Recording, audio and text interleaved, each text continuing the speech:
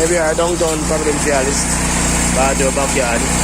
This is the way we get nuts off of the bolt when it's there for like 3-4 years. You know, you have some people down 3-4 years, they want to change it. So what we do, we eat it, or we burn it off, or we cut it off with the welding machine. So those who have a bolt or nuts, we cannot remove.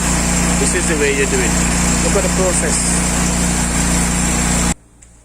Now we're gonna use the gun to try to remove the bolt now. Yeah. You'll get it easy.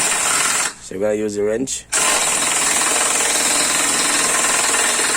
Usually it's how I use it.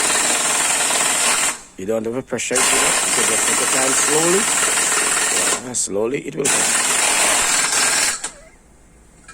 You see? We already get one up. Just like that, easy. You see? Okay. Let me apply some double D40. And then I try one more time again.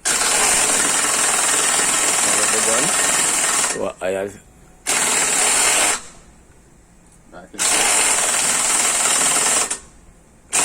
Watch the process, look at it.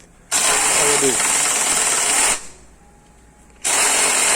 If you're having problem, you could just call us. There you go.